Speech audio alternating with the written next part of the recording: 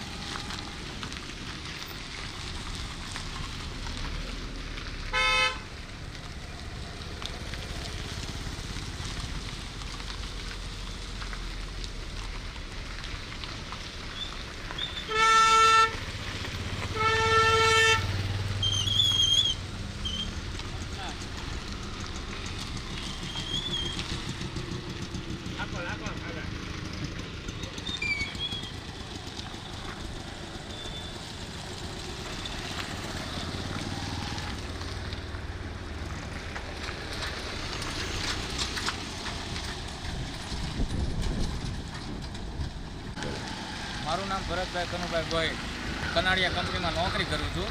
અને રેલવેના ખાડાના હિસાબે અમારે અડધી કલાક મોડું થાય છે. અને આ બધા ખાડા અને રેલવેમાં કોઈ આ ખાડા બાડા બધું છે. અમે બધું ટેક્સ ભરવી છીએ, કાંઈ નથી તો કોઈ કાંઈ કરતું નથી. હવે તો જવાબ દો મારા વાલા, મારા ભગવાન. કોને કેવું છે? તમે કેટલી વખત દિવસમાં નીકળો અહીંયા? 2 વખત નીકળવી છે સાહેબ. હું નોકરી કરું છું, જાઉં છું, આવું છું. આ ખાડા બાડા બધું થાય છે, કોઈ જવાબ નથી દેતું. આના લીધે તમારા ગાડીમાં ખર્ચો આવે, નુકસાની આવે? કોઈ દિવસ આલ્યો બિલ, આ બિલ આપો, આલ્યો સાહેબ. ના બિલની જરૂર નથી. એમ નહીં આલ્યો. આ જો આ કાલે જ તે આલ્યો. જો આ તૂટી હોત ગયો, આલ્યો. હવે કાંઈ જોતું મારા ભગવાન? હે લ્યો, આ છે બિલ. લ્યો, 2 વખત નીકળું તોય નથી થતું. હવે કાંઈ સરકાર સમક્ષ તમારી શું માગણી છે? હવે આટલું તો કરો, બીજું પછીની વાત પછી. આટલું તો કરો, ખાલી ખાડો બુરાવી દો, પછી આપણે વિકાસ પછી કરશું. આ એક જ ખાડો બુરાવો ઉપર. આ જોઈ લો તમે, એ આ એક જ ખાડો જો આપણે વધારે વિકાસ નથી કરો. આ એક જ ખાડો બુરાઈ ગયો. આ વ્હીલ બેલેન્સિંગ, આ નંબર, મારું નામ લ્યો, આ મોબાઈલ નંબર કાંઈ જોતું છે તમારે? પાપા વિકાસ બહુ થઈ ગયો છે, બરાબર.